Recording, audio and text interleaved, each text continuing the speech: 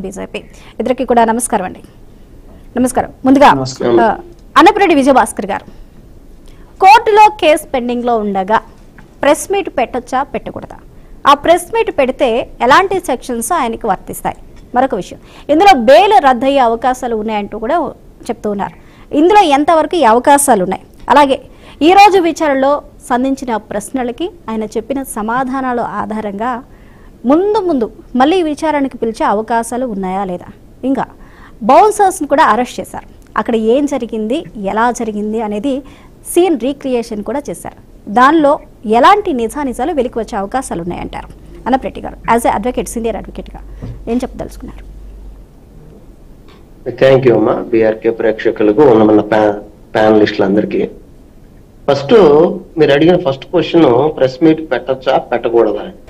అసలు మనం డిబేట్ పెట్టొచ్చా? కోర్టులో ఉన్నటువంటి ఒక విషయాన్ని మనం ఇలా బహిరంగంగా డిబేట్ పెట్టొచ్చా అంటే దానికి ఎంత అథెంటిసిటీ ఉందో మనం చేసే ఈ పనికి కూడా సేమ్ అథెంటిసిటీ ఉంటుంది అనేది నా వ్యక్తిగత అభిప్రాయం.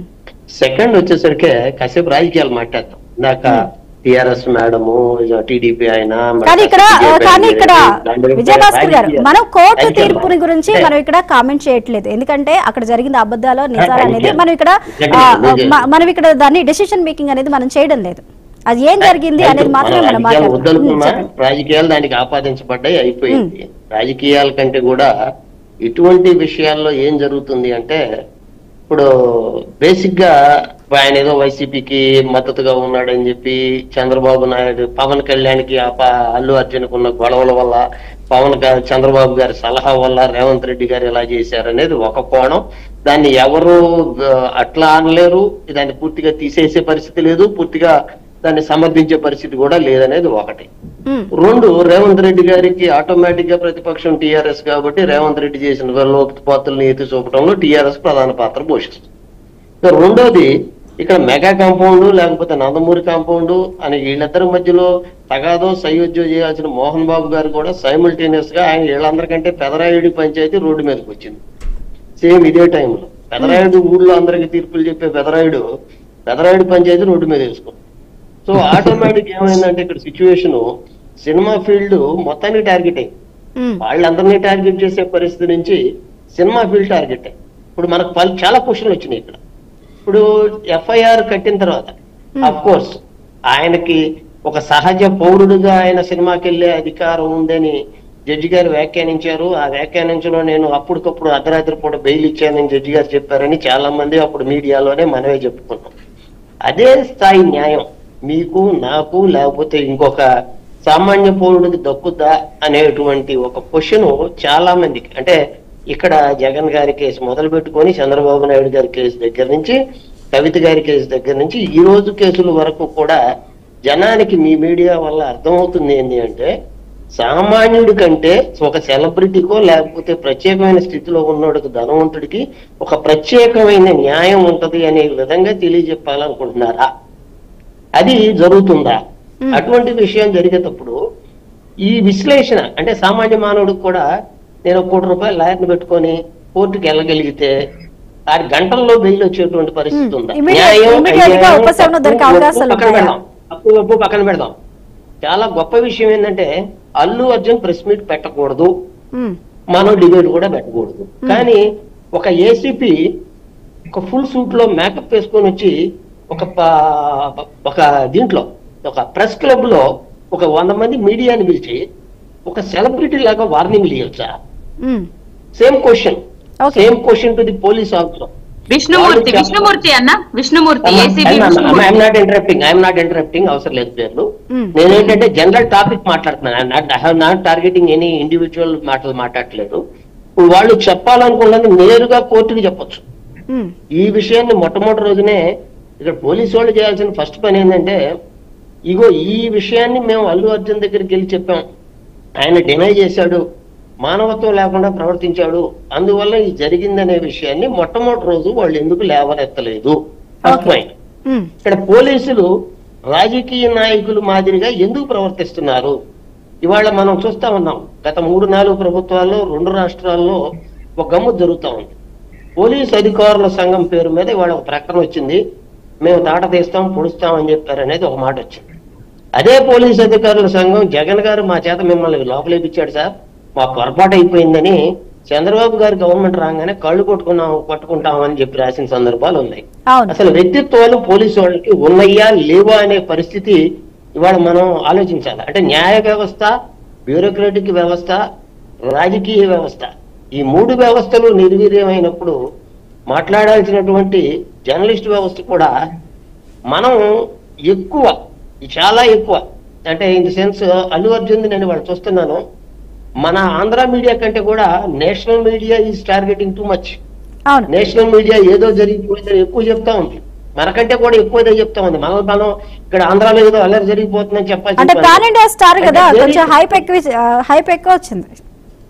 చెప్పండి. అవునండి, జరుగుతున్నది. నేనేం దాన్ని మీడియాను కూడా తప్పు పట్టట్లే. అంటే ఎక్కడో ఒక వైలేషన్ జరిగింది, ఎక్కడో ఒక పొరపాటు జరిగింది, అది అల్లు అర్జున్ పరంగా జరిగిందా, ప్రభుత్వ పరంగా జరిగిందా అనే చర్చ చాలా పెద్దగా వస్తా ఉంది. దీన్ని అసలు ఈ చర్చ గురించి తప్పు పట్టట్లనే.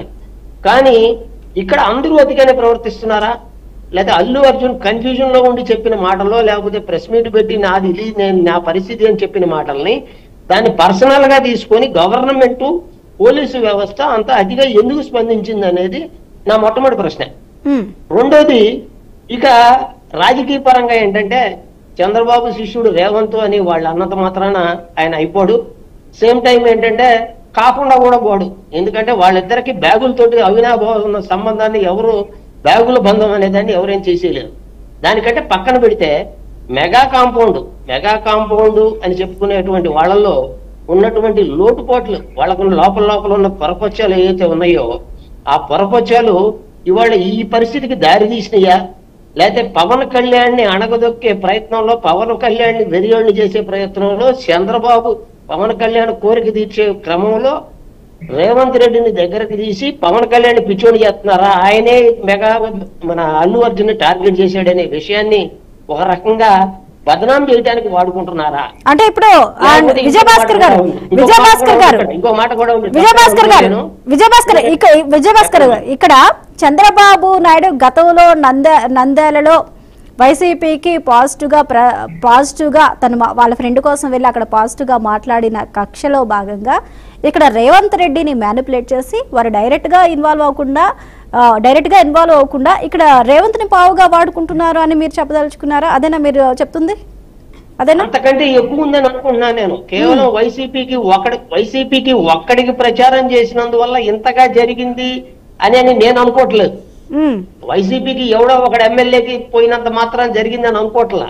ఇక్కడ పవన్ కళ్యాణ్ కి అల్లు అర్జున్ కున్న వ్యక్తిగత తగాదంలో అత్యంత పలుకుబడి గల మాజీ కేంద్ర మంత్రి చిరంజీవి గారు గాని, అత్యంత పలుకుబడి కలిగిన బీజేపీ కూటమిలో ఉన్నటువంటి పవన్ కళ్యాణ్ గారు గాని, వీళ్ళిద్దరూ చంద్రబాబు ఆటలో అరటిపండు అయిపోయారా?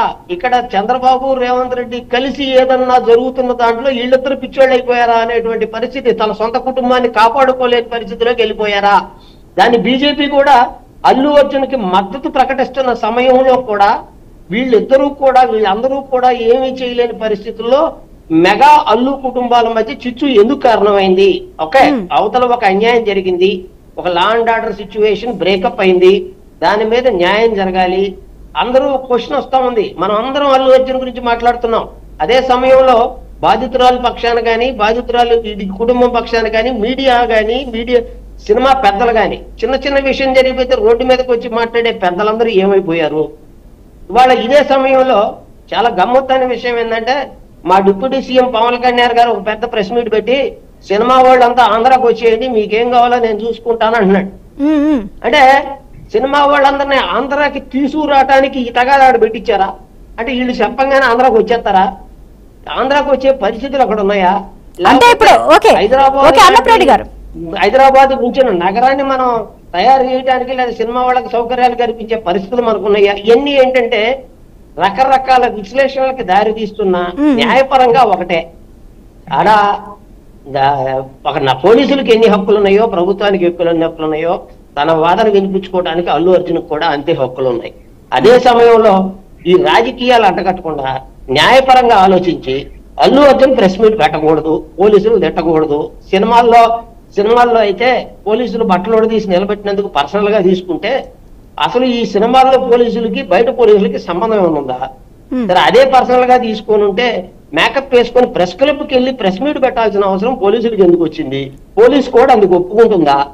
ఈ విషయాలన్నీ కూడా మనం ఆలోచన చేస్తే రాజకీయ నాయకుల తరపున వక్తాస్ పలుకోవటం పోలీసులు మానేసి వీళ్ళు చెప్పదలుచుకుందేదో కోర్టులో పెట్టి అల్లు అర్జున్ దోష అయితే ఖచ్చితంగా బొక్కలో వేసి శిక్ష పడేటట్టు చూడాల్సిన బాధ్యత పోలీసుల మీద. ఓకే విజయభాస్కర్ గారు, పంచాయతీ ఏంటనేది ఓకే విజయభాస్కర్ గారు ఒక నిమిషం